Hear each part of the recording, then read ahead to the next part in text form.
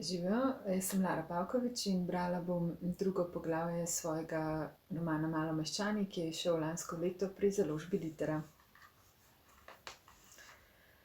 Ko sem tisto jutro sicer razmačkana, hkrati pa še vedno precej evforična spričo dogodkov minule noči prišla v službo, sem na hodniku srečala našo čistilko. Z vedrom je mahedrava opletala po hodniku, najbrž spet ni vedela, kam bi se dala.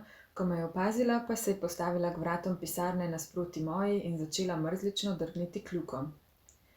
Vedro je pustila na sredini hodnika, da sem se skoraj spotaknila v obenj. Dober dan, gospodična, je zamomljala. Živjo, sem odsekala. A lahko malo premakneš to vedro? Ja, se opravičujem, gospodična, če vas to moti, gospodična, bom takoj. Mene ne moti, ampak kdo bo še padel? Nekaj mi je še govorila nazaj, a se mi res ni dalo ukvarjati z njo. Vrata pisarne so mi brez nadaljnega zaloputnila v obraz. Kaj smo pa danes tako nasršeni, je vprašal Rok, ne da bi dvignil pogled iznad papirjev, raztresenih po svoji mizi. Nič ni, samo promet me je spravil ob živce. Moja pisalna miza je bila v isti liniji kot Rokova, v vrsti pred nama sta tipkali sodelavki Branka in Andreja, šef Roman pa nas je vse nadzoroval iz bližnjega kota. Njegova miza v obliki črke L je zasedala pol pisarne, medtem ko je bilo med našimi tako malo razmika, da v pravem osebnem prostoru ni moglo biti govora. Kljub temu, da smo veljali za ugledno firmo in da so nam pisarne pravkar prenovili, v to pa vložili kup denarja.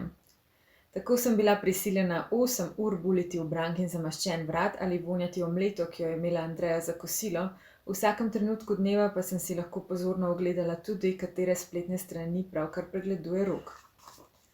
Anja, mi lahko najdeš fascikel s pogodbami s tujimi naročniki iz leta 2015, prosim, se je oglasil šef.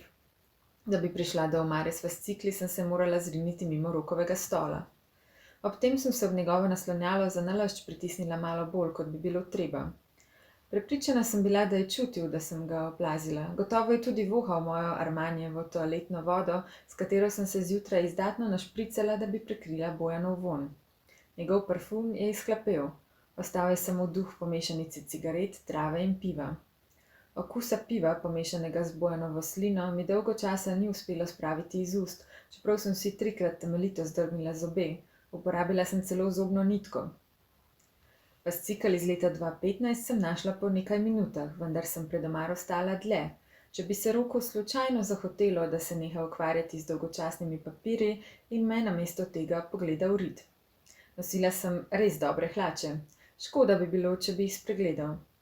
Kupila sem jih na razprodajah v galeriji Emporium, znamka Hugo Boss, in jih dala prikrojiti pri šivili, da so lepo objemale mojo postavo.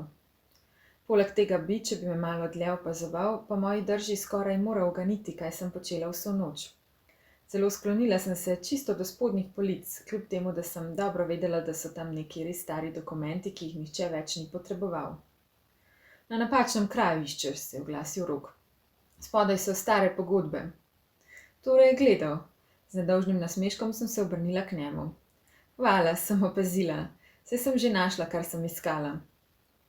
V pisarno je nato prikrevsala čistilka, vsa smrdeča po potu, vedro, ki si ga je obesila okoli roke, pa je tako nihalo, da me je bilo strah, da se bo umazana voda razlila po tleh.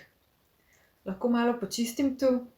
Kar daj, Anja, kar daj, je pokimal Roman. Blazno me je žalilo, da si s to kreaturo deliva osebno ime.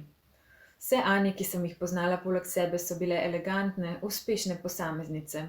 Potem pa ta zguba. Ne bi rada zvenela nesramno, ampak dokler ni začela delati pri nas, nisem videla tako grde ženske. Suhljata, visoka, z dolgimi skoraj pajkastimi okončinami in redkimi lasmi, skozi katere je na sredini lasišča zevala pleša. To je poskušala prikriti tako, da jih je večinoma nosila zvezane v čop, a ni kaj dosti pomagalo.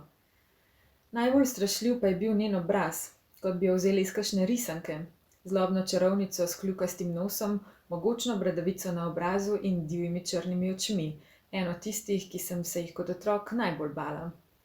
Saj ne, da bi to želela kadarkoli vedeti, ampak zanimalo me je, kako živiš, če si tako grd. Kaj razmišljaš, ko se pogledaš v ogledalo, ki sploh najdeš moč, da vsako jutro zapustiš stanovanje? Življenje te ženske je moralo biti strašno mizerno in to zavedanje me je plašilo, hkrati pa si nisem mogla pomagati. Njene bližine, Njene nerodnosti in pretirane ustrežljivosti v kombinaciji s tem odvratnim, odbijajočim zunanjim videzom enostavno nisem prenašala. Poleg tega je obstajal še en razlog za to, da sem jo tako goreče sovražila. Z Rokom sva imela pred časom kratko afero in prisegla bi, da je ključno vlogo pri tem, da je stvar propadla, odigrala prav ta zoprnica.